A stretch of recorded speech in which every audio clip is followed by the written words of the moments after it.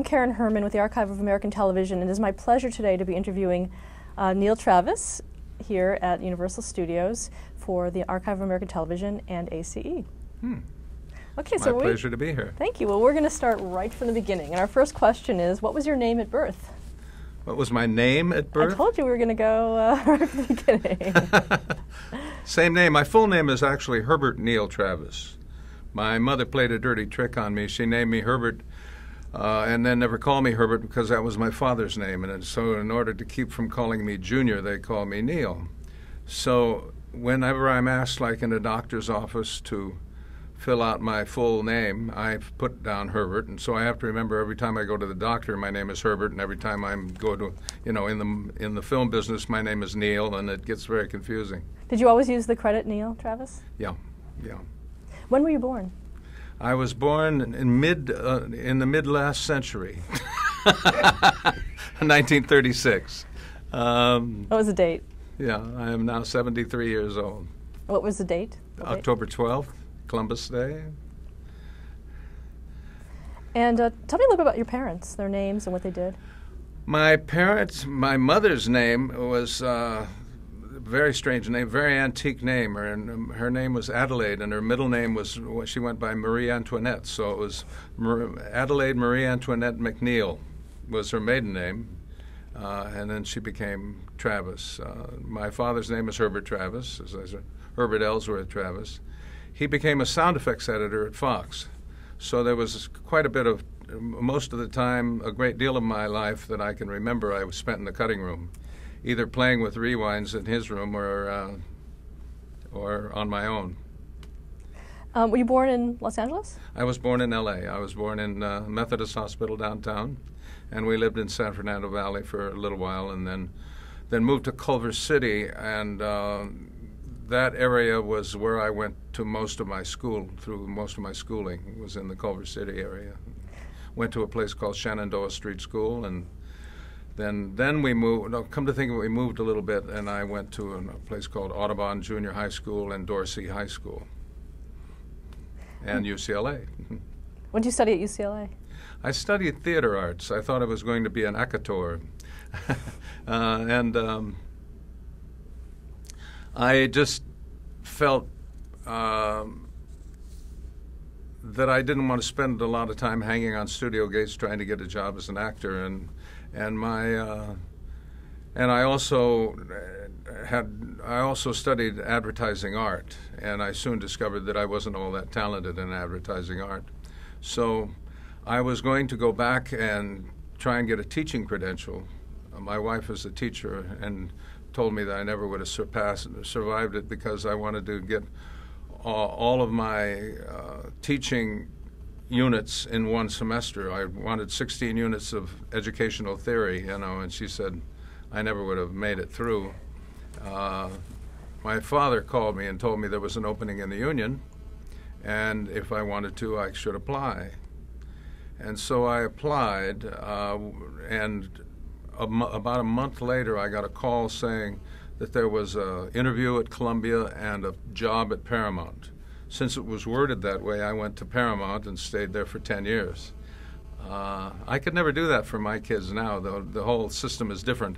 I just couldn't call up the union and say, could you put my kids on the waiting list? It's not, it doesn't work that way anymore. So how was it then? What union was it? And well, it was the editors' union, 776 then. It's now 770, I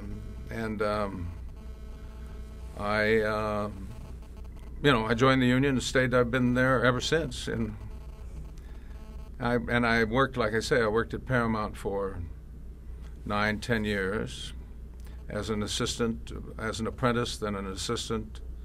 I never was an editor there until later. I left Paramount, went to MGM to work as an assistant to the producer on a television show called Please Don't Eat the Daisies.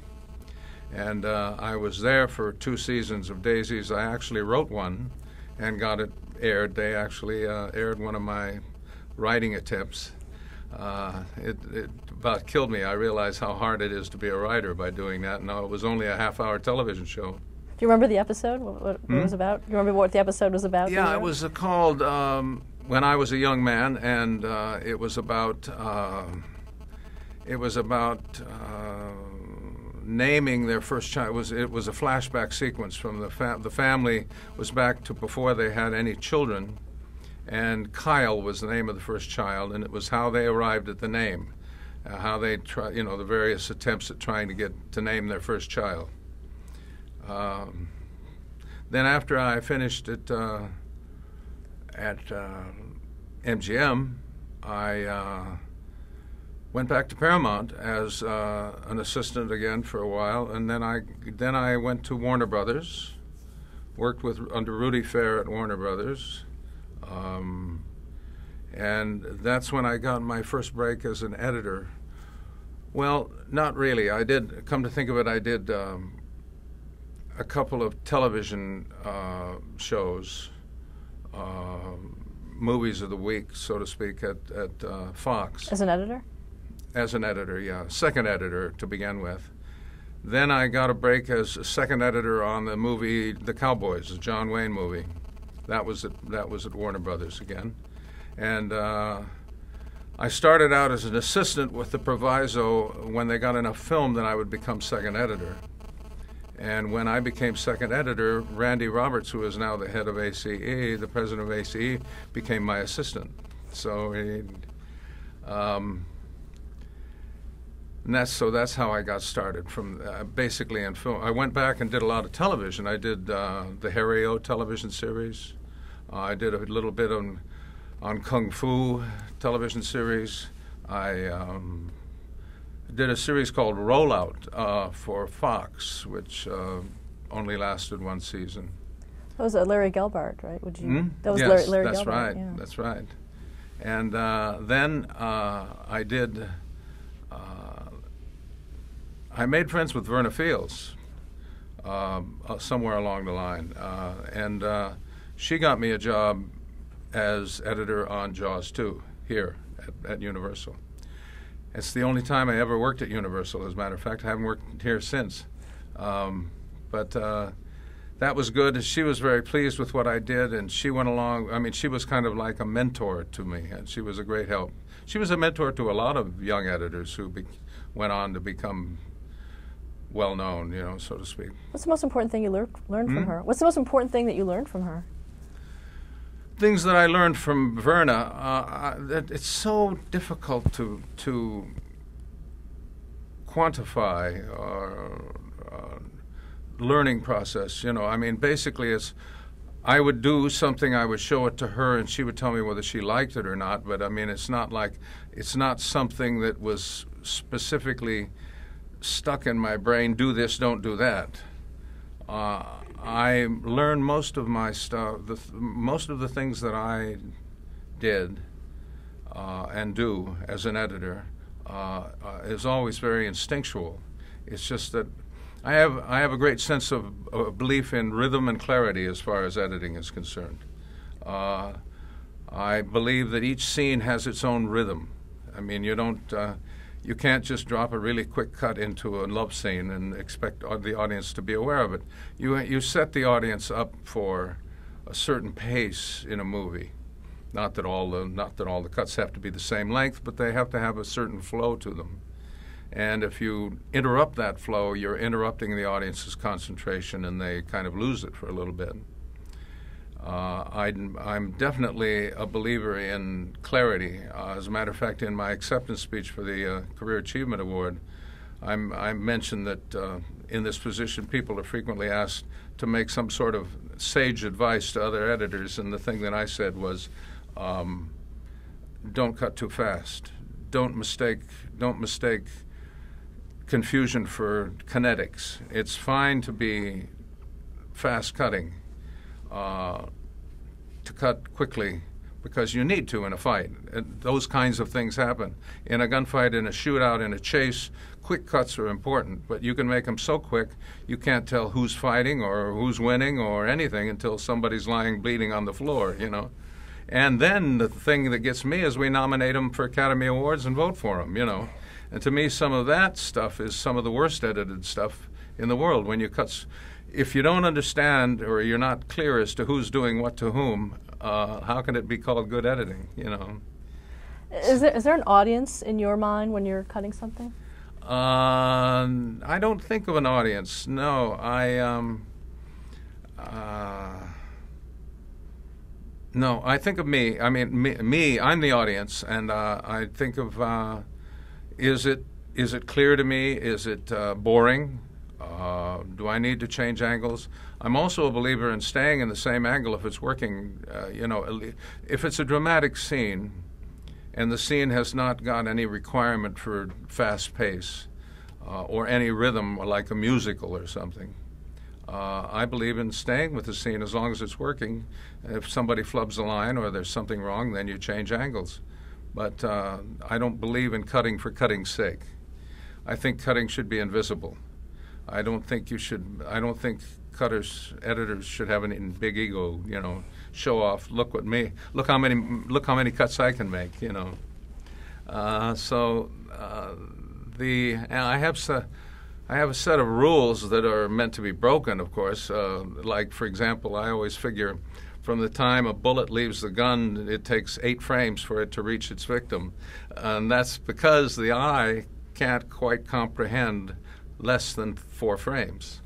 So I leave 4 frames at the end of the gunshot and add 4 frames before the victim gets the hit, whatever it is. And then it's very clear. It's just four little frames, you know. It's not a big deal. If you make it 3 frames, you can still see that the person is hit, but it's not as clear somehow, you know. I can't think of any of my other Travis rules that I write at the moment. The main thing is pacing, is that to maintain a level of pacing and rhythm to the movie. How do you know when the scene is done that you've got it? When the director doesn't complain anymore. No, that's about it.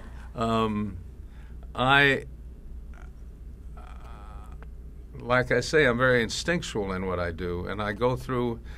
I have a habit of not looking at my work. That's one of the things that electronic editing, Avid, and that sort of thing has interfered with in a way, because it's awfully tempting if the film is already. When I started when you had to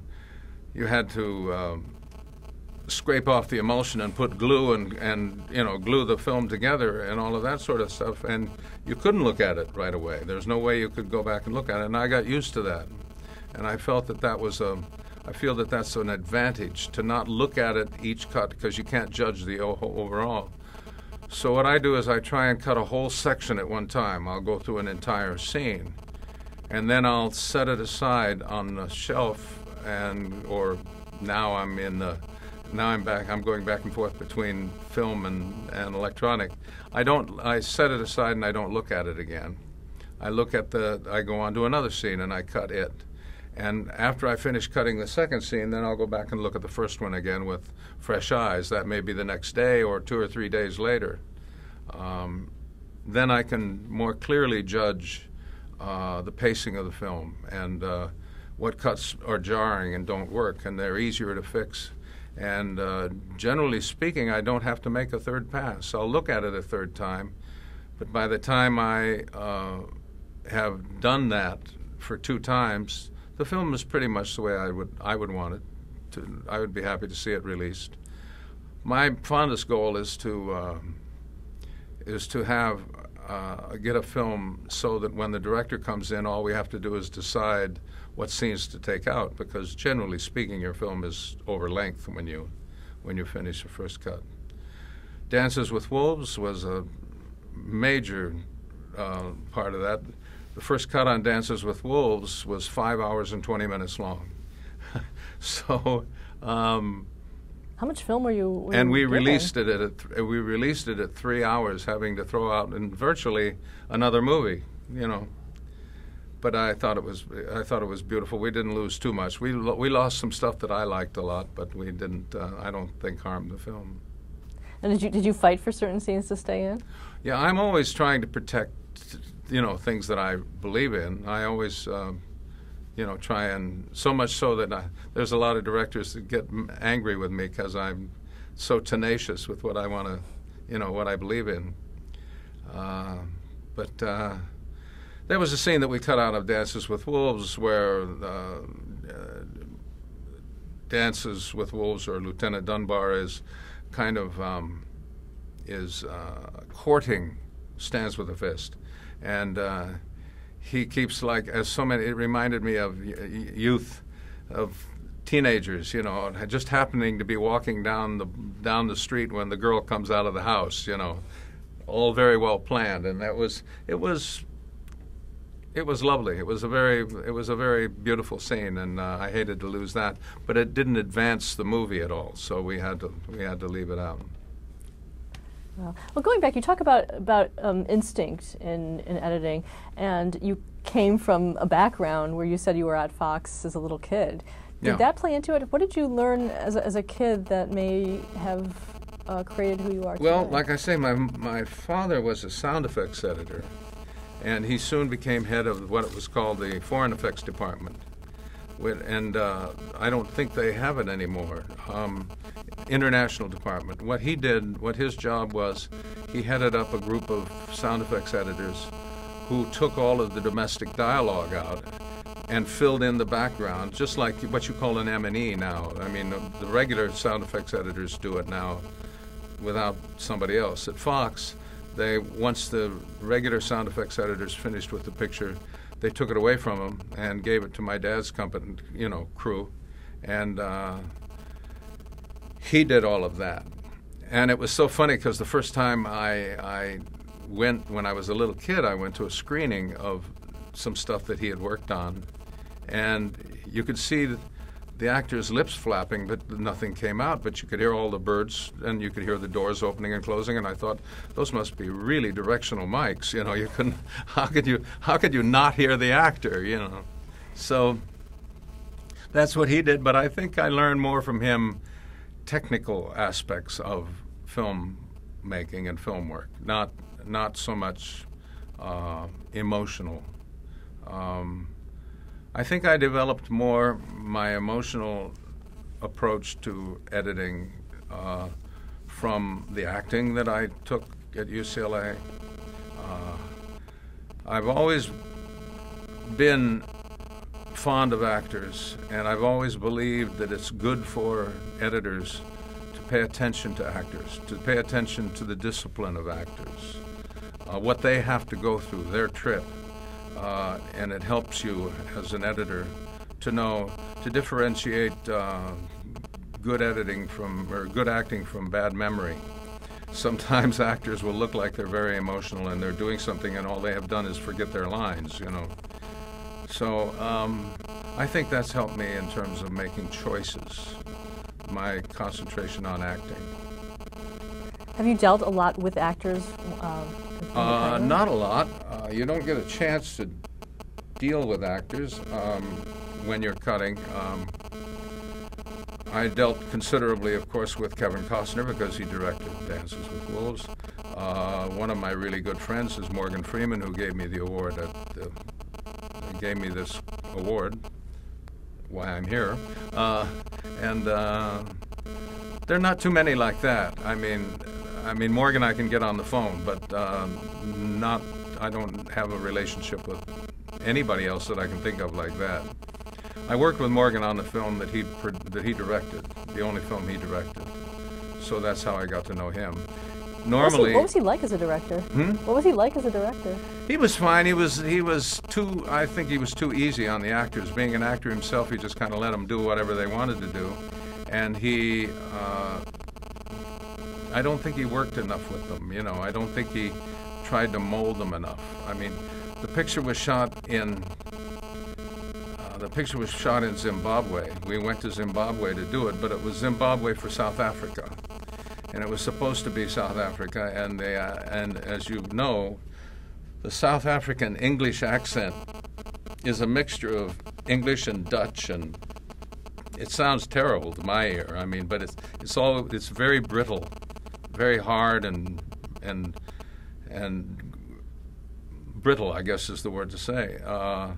And there were a couple of actors who were American actors who couldn't get it, and they were supposed to be South Africans. And I thought he should have worked with them more. He should have gotten a vocal coach for them and, you know, really made sure that they got the South African accent. You know, it was kind of like Kevin Costner trying to do an English accent in Robin Hood, which I thought was the worst part of the movie, because he comes from Orange County. It's not. He just was not English. A British accent did not come easy for him. Would you say that you're opinionated when you're working? Generally, are you pretty opinionated about what you think? Oh yeah, too much so probably. I form opinions as I'm going on the movie, and it's difficult to get them out of my head. You know, it's difficult for me to acquiesce to the director without an argument. You know, I mean, I always try and tell a director going in that I will do whatever he wants. On the picture, he has got 2 votes and I've only got 1. And ultimately, the picture will be the way he wants it, unless the studio interferes and messes it up. But I always protect what I want. You know, I always argue for it if I wish. If it's a thing worth arguing for. You know, if it's a point that I want to make. Otherwise, I'll just give it up. The thing that gets to me, I enjoy best doing it myself. Next best is with the director in the room. I enjoy working with him because it's his movie. He's usually very creative and has some suggestions that I never would have thought of. My least favorite moment is what one of my assistants called the urination period, and that's when a lot of the studio executives come in and try and make their mark on the movie. You know, whether it makes any sense or not, then they can say to their significant other, "See, without me, that scene wouldn't be there." You know, so making some of the choices that are made by studio executives, who I'm sure are going to run this and. I'll never work again, but I think some of the choices made by studio executives are kind of weird. Do you ever feel like if... Okay, I'm connected. So with my cell phone? Okay. All right. Are you ready to start up again? Okay. I wanted to ask you, do you ever have to play kind of games where you leave something in knowing it's going to come out so that they do get that feeling of worth? I think so. I think I've done that on a couple of times. But more, the game I play more is to just take the scene out, which I'm not supposed to do in first cut. In the first cut, the director is supposed to see every scene, you know. And if I think a scene is terrible and harms the film, sometimes I'll just leave it out and see if he notices. You know, if they notice, then they say, "Where's the so-and-so scene?" I say, "Oh, I must have forgotten it. I thought it was so bad I left it out of the movie," or what, you know, something like that. You know. Does it ever? Did you ever find it coming back in, or pretty much? I always put it. I do whatever they want me to do, but I always find some way to express my opinion. You know. Let's see. What else can I tell you? Well, let me actually go through some of your credits, and just maybe if you can be a little bit more specific about what you did on a show or a film. Okay. And particularly your process. And you had mentioned some of these before, so I'll go back. You talked about writing for Please Don't Eat the Daisies, but talk about your experience on the show itself. Please Don't Eat the Daisies? Mm-hmm. I knew that the reason I ended up there, because that's the first thing I did after I left Paramount, is because I knew the producer, Bob Stambler, who I worked with in what was called commercial integration when we were at Paramount, and he got an opportunity to produce the show, and he wanted me to come over and be a part of it. It was interesting because I had the function of assistant to the producer, and that translated means gopher. Doesn't mean anything, you know. There's nothing, but the funny thing is, because of my post-production experience, I was one of my jobs was to supervise the mix on the sound mix on the show every week.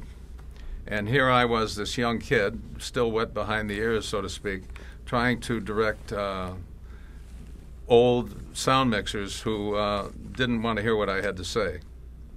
One of the funniest things was when I was doing that, there was a sound effects editor on the picture. I asked him to go make a change, to put in a gunshot or a door slam or do something that wasn't there. And he left, and we went on. And then we soon ran out of things to do, and he hadn't come back. And so I got up and I went to his cutting room, and here, we're working on film obviously then. He had like an 8-gang synchronizer with all the sound effects on it and everything, and it was just sitting in his room, and he wasn't there. And I went next door and asked the guy next door. I said, "Where's Al?" And he said, "Oh, he got his retirement check and he left." He retired right in the middle of a mix. He just went away and never came back. And I think part of it was because he was tired of dealing with this kid who was telling him what to do, But that was my function on the show. Luckily, I had enough time doing nothing on that show that I was able to write that episode that I told you about. And so that was the only. As a matter of fact, that's the only money I made that was worthwhile. I was making peanuts as an assistant to the producer, so to sell an episode was a nice help for our finances.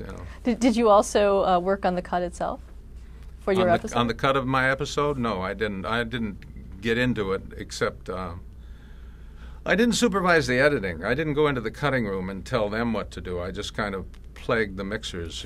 Once in a while I would go into the cutting room, but mainly Bob Stambler himself was involved in supervising the editing. But it was fun to see my name on the screen as a writer. My heavens. You mentioned that you also worked on Kung Fu. Well, that was just for a couple of episodes. It was just helping out. It was hardly worth mentioning because it was kind of like I was an assistant on Kung Fu. No, I wasn't. Excuse me. I was an editor, but I just replaced somebody who was like sick or gone or something. I can hardly remember it. I worked on the whole episode, the whole series of Ferio, which not many people remember. Probably not ever heard of it. It was. I think it ran for 2 seasons. I'm not quite sure, but it starred David Janssen, and that was good. Was that after The Fugitive? Was that after The Fugitive, or? After The Fugitive, I think so. I'm not sure. I had an assistant on that show by the name of Ron Spang, who has since gone on and is working in the business as an editor.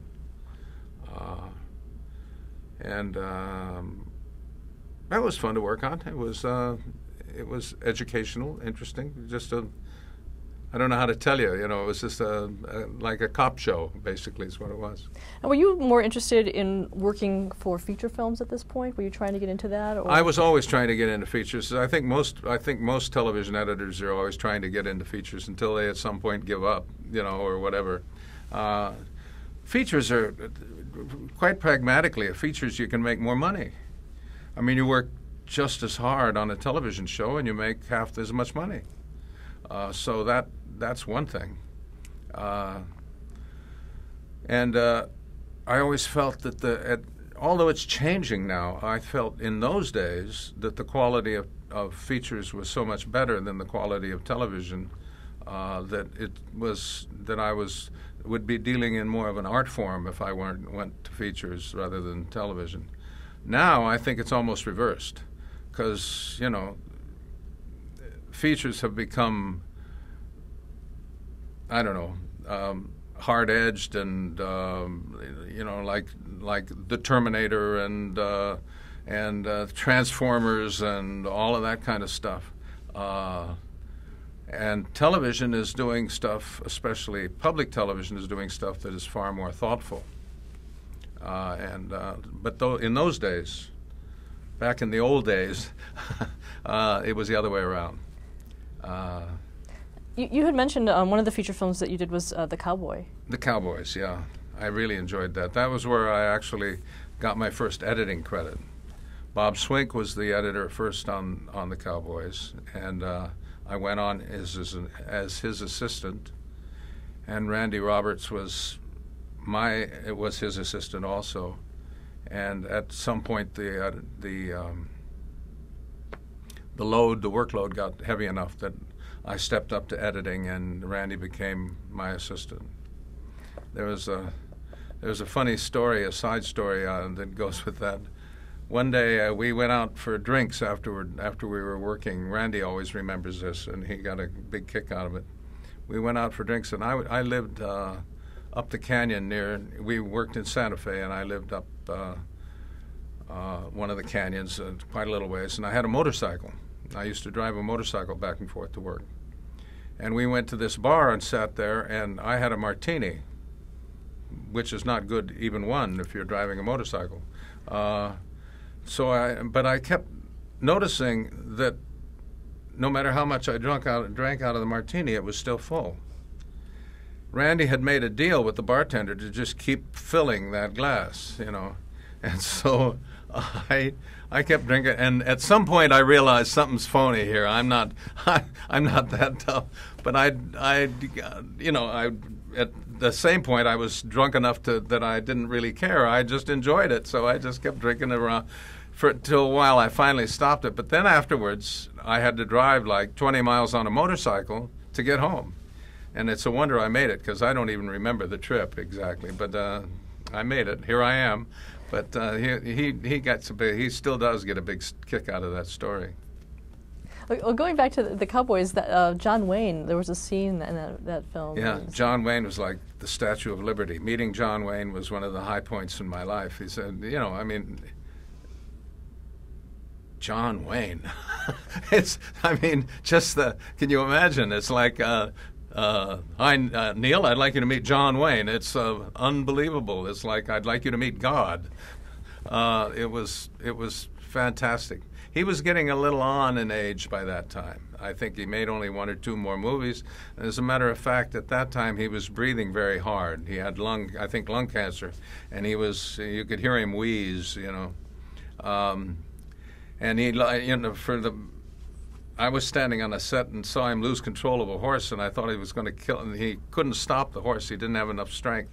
And the horse ran right through the set, and I thought it was going to go right through the house.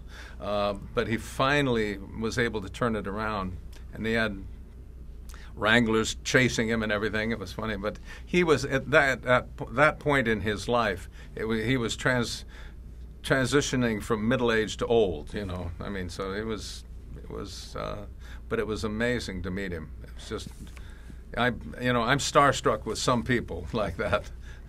In terms of editing, were there things that you had to cut around to compensate for these? Yeah. Well, I'd have to cut around his wheezing, but no, he, his manners were always the same, and they were always right on. They were always John Wayne. No matter what role he played, it was John Wayne, And the funny thing is, I am now involved in the San Luis Obispo Film Festival.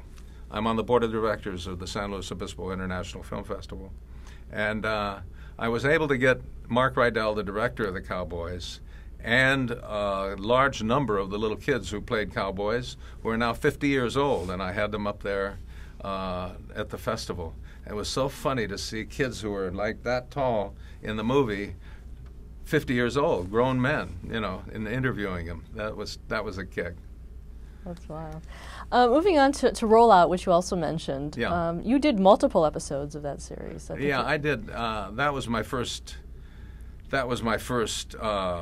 How would you say, television editing full-time series. So I did. I think we just split it down the middle. I think there was another editor on it whose name I cannot remember, and we did 2. We did every other one. And how was the experience for you in terms of the schedules and things like that? Pardon me? How were things in terms of the schedules? Doing a weekly. I think the schedules back then were more liberal than they are now. They would probably try now to do that whole thing with one editor. I see, or I hear, I'm aware of this attempt to quicken everything in terms of and cut down on expenses, which is pretty understandable. But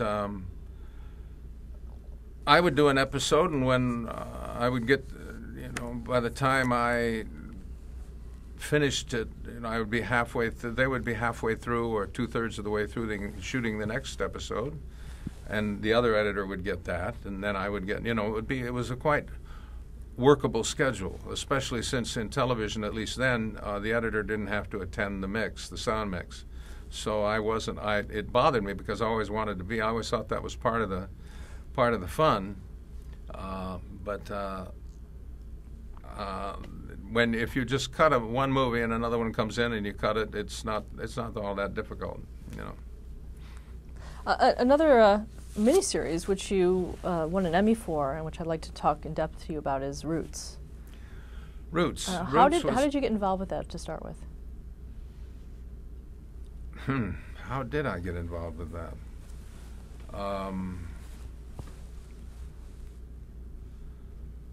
Roots was before Jaws 2. So, because I remember when I won the Emmy, the producer of Roots, Stan Margulies, gave the acceptance speech for me. I mean, he accepted the Emmy. And he told me what he said. He said, Neil is the kind of editor that when you walk in the room and you give him all this long list of instructions as to what you want him to do, he says, "Excuse me, you're standing in my light." Which was a backhanded slap, I thought. But anyway, so I know that Roots was before Jaws 2, but I can't remember how I got it or who recommended me for it.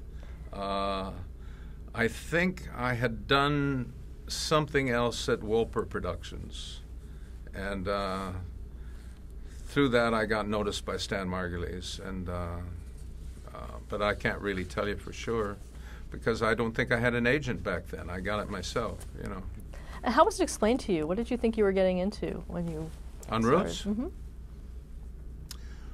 Well, I never would have guessed that one of the actors in Roots would have killed his wife, but other than O.J. Simpson was in Roots for a couple of brief scenes. It was enjoyable to me because I went on location, and that was very unusual. As a matter of fact, I think it was my first location. No, it wasn't. I went on location as an assistant, but my first editing location. And to be right there when it was being shot was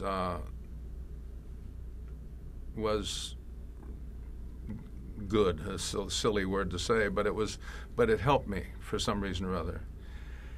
And I was involved in the scenes where the slaves were brought over on board ship, and that was brutal to watch. I mean, I really became affected by going in the set, which was the slave ships, and seeing the conditions in which they were brought to this country, and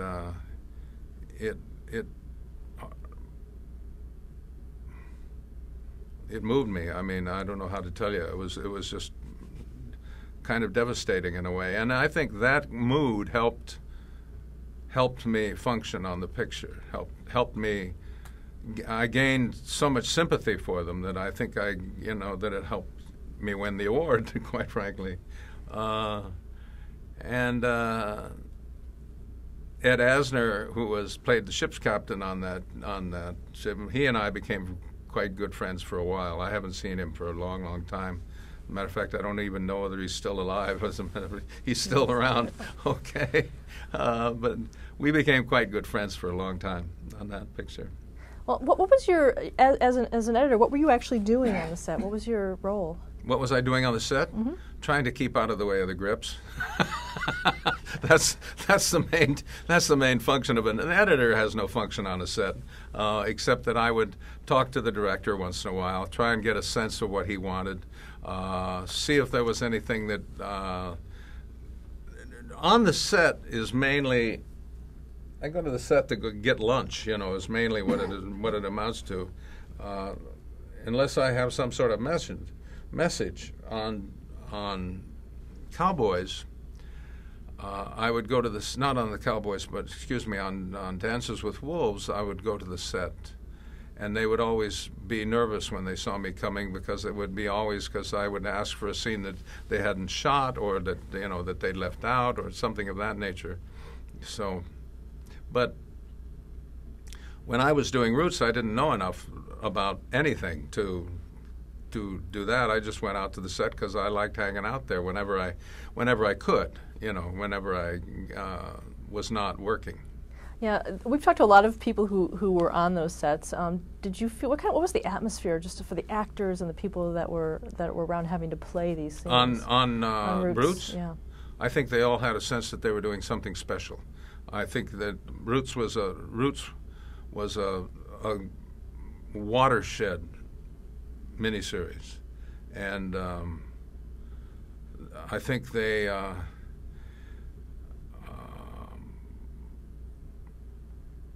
I think without exception, because there were so many black actors and so few white actors that were on that show, that I was dealing mainly with the black actors, and they all had a sense that they were really achieving something, really achieving.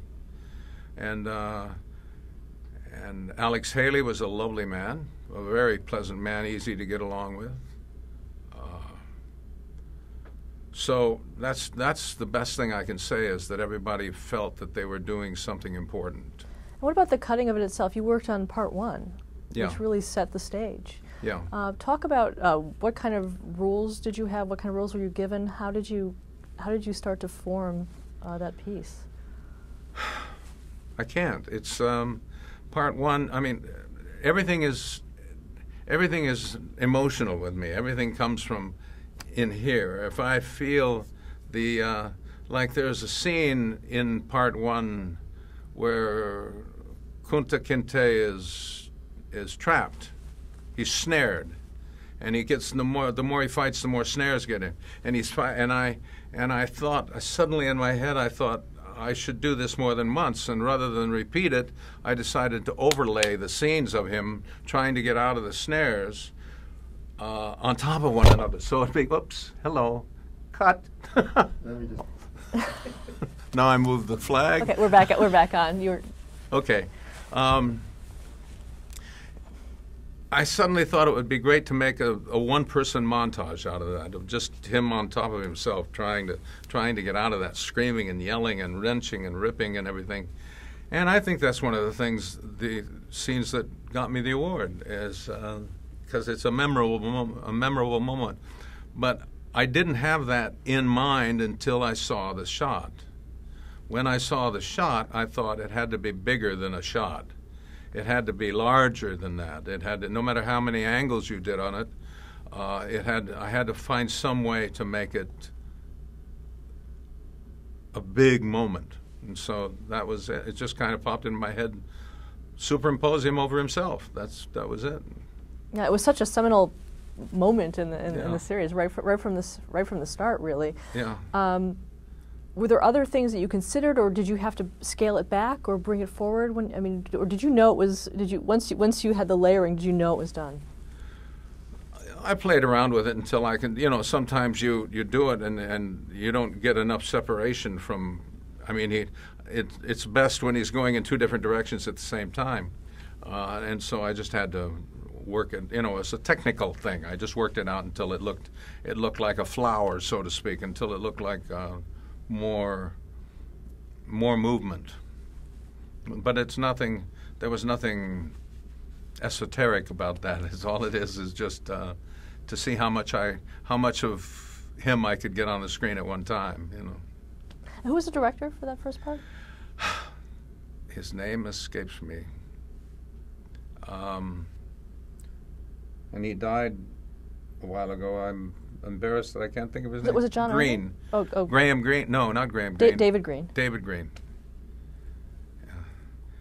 Graham Greene is an actor in Dances with Wolves. At what point, when you was he in the cutting room with you as you were doing this? Yeah, not so much. Directors on television, even if it's long-form television are used to moving on and letting the producer supervise the editing. I'd say Stan Margulies was in the cutting room much more than Graham Greene or David Greene.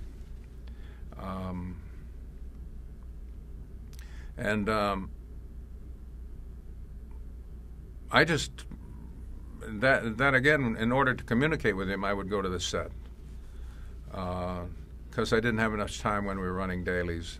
Matter of fact, quite frankly, I can't remember whether we ran dailies on that movie because television is always working on a shoestring budget, and they may not have run them. I think as I look back, they would look at them on my moviola when they wanted to. I was working on a moviola at that time. I didn't even have a Kim or a flatbed or anything. I was working on this little kerosene-driven moviola. No,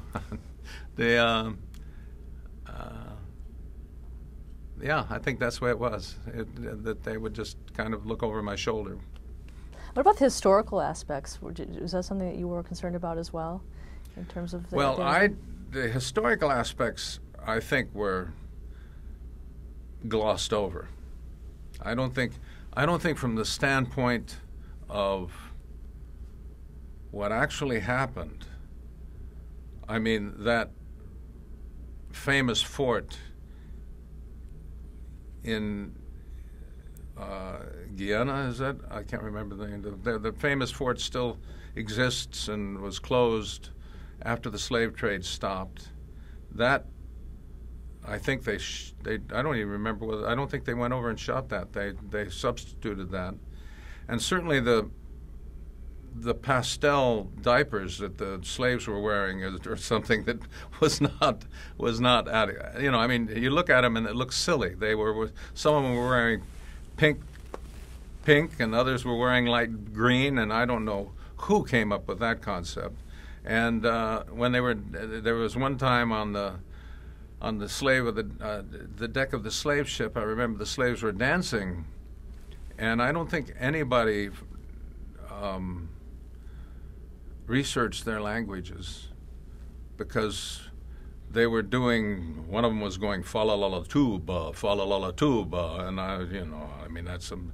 I don't believe that's something. The other one was going in some, and it just seemed silly to me. I think somebody said, "Well, what'll we have them say? Let's have them say fa la la la tuba." It didn't seem historically accurate. Now, I may be all wrong. It may have been historically accurate, but though that's the place I felt. I felt the history, the overall history, is obvious. They were captured, brought to this country, dragged through. Some of them actually ate the sand or would try and take the land with them, by eating dirt, and before they were put on the ships. They were terrified. They had no idea where they were going. They'd never seen a ship before, and that really moved me. And of course, I'm sure that is accurate. And the fact that some of the black tribesmen captured others and turned them over, that they were cheating on each other, that they were for profit. They were turning each other over for slavery. That I never knew before. And so the overall picture, the overall scan of that time period is obvious. It's kind of like everybody knows about it, but the details, I don't think we were all that careful. When they got to this country, it's more. I think the details were taken more seriously. The actual slave auctions and things of that nature, I think, were well documented, and I think were paid attention to in the movie. Were there a lot of issues of censorship? Pardon me? Were there issues of censorship that you were aware of? I know there was some nudity in that first. I know there was some nudity in that first. There may have segment. been, but I don't recall it. I can't help you there, really. I don't remember a censor ever. I don't remember we were running it for censors. We had to, I'm sure, because back in those days, I think that was almost back in the days when you couldn't show a toilet on television. It was But I just have no recollection of it whatsoever. Did you have any idea that it would be as big as it was when it went onto the air? Did I have what? An idea that it was be as big as it was when it went on the air? Yes, I thought this was going to be big. This is going to be, you know, I had no idea that I was going to win any award for it, but I thought this is so different from anything we've ever seen on television before, and so important that and it was. People would stop what they were doing in the middle of everything and go home and watch Roots on television, and that was amazingly gratifying, you know, to see. How many of the segments did you do for that first one? I did the 2 first ones and 1 in the middle. That was it. I was kind of like, I don't remember the middle one, but it was kind of like segment 1 and 2 and 6 or something like that. That was it. And I won for one, you know. Do you feel that you set the tone in terms of the editing for the entire piece? Do I feel that you set the tone for the entire piece? Could be, but I doubt it. I think that each individual editor brought to it whatever they brought to it. There were only 3 of us, and I can't remember anybody being particularly influenced by what I was doing. They may have been, but I don't think anybody paid attention to what I was doing because they were doing their own thing simultaneously. By the time I had finished with episode 2, there was episode 3 and 4 was already in the works and being cut and so forth. You know. In 1979, you also worked on Roots: The Next Generations.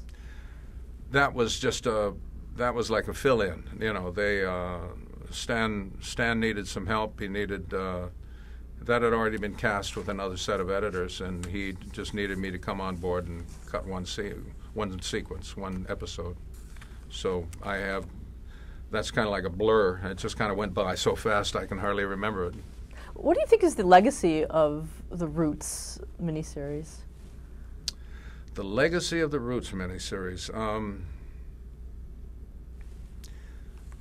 I would like to say that it helped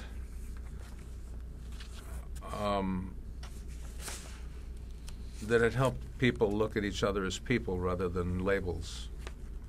But if it did, it only did it in a minor way. We're still doing it. So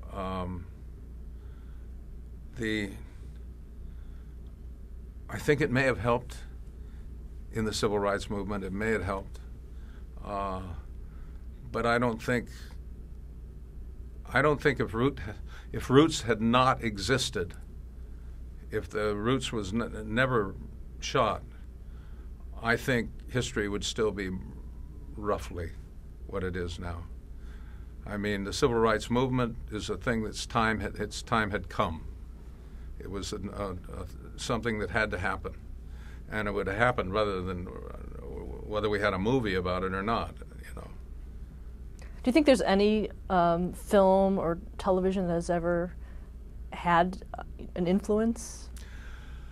You know, I don't know. I'm sure there is. Yes, of course, because television, I mean, movies are our literature of today. I did a little spot for the last Academy Awards that I use as an example. It was a tiny thing I did for Phil Robinson, who was contracted to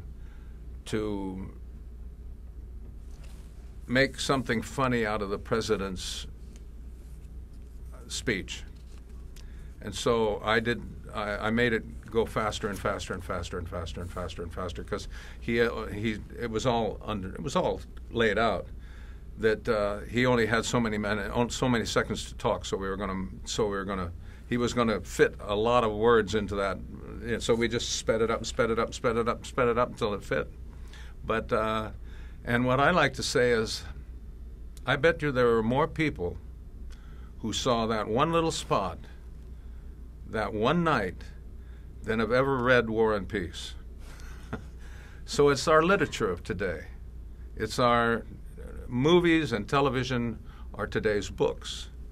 People are getting away from reading newspapers, reading anything.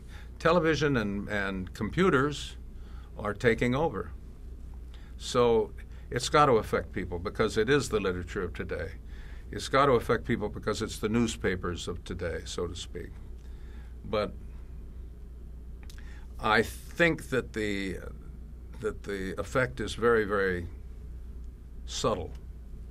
It isn't anything like I said, without Roots, the civil rights movement would still take place. It still would happen. It was not anything but it gave people something to quote, I suppose. It gave people something to think about. I see a movie now that I think, if paid attention to properly, could have an effect on people, and that is Avatar. I mean, I am so impressed with the movie Avatar, I can't tell you, because I didn't work on it. But it's more than a beautiful piece of science fiction or a brutal piece of science fiction. It's a story. It's kind of, to me, it's kind of like a sermon about the interconnectedness of humans and plant life and our civilization. All of our lives are all joined together in a unit. Where, if it's like the old saying, if a leaf is stepped on in the forest, it affects something later on, you know. And that's the way I see Avatar. I see Avatar as a great spiritual statement, mainly about the interconnectedness of all life. Life is all one unit. We're all made of the same stuff. Even 8 feet tall blue people with tails are made of much the same stuff as us humans. What about from an editor's perspective? Pardon me? What about from an editor's perspective when you're watching a film like that? Do you... Like Avatar? Yeah, do you think about the editorial? I don't, unless it's bad. If we go to a movie and my wife is sitting next to me, she hates it if we ever get to a bad picture, because if it's edited poorly, I start to moan and groan and go, you know, I'm punctuating all the time, and she hates it. But if it's a good movie, I just sit there and eat my popcorn and have a wonderful time. You know, I don't analyze any of it. It has to kind of, for me to start sighing and everything, it has to kind of really work its way into my consciousness that it's bad. You know. But you don't go and really think about, oh, this cut, that cut. Every now and then I will see a movie that I think I'd like to get my hands on, because I'd like to speed it up. Mainly it's movies that were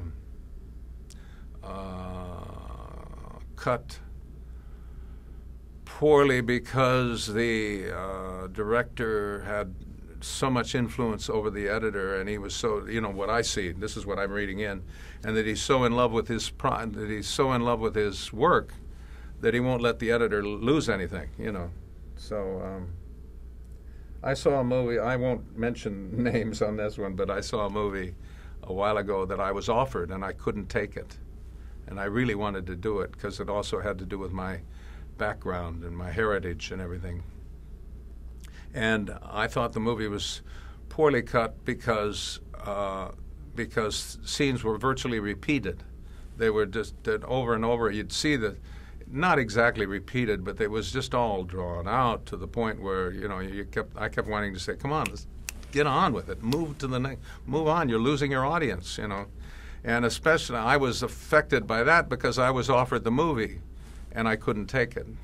Mm. So that's the only time I remember really being connected with it right from the beginning, you know, and feeling about it. Well, let's talk about a few more of your projects. One being the Atlanta Child Murders. The Atlanta Child Murders. That's how I met Morgan Freeman for the first time.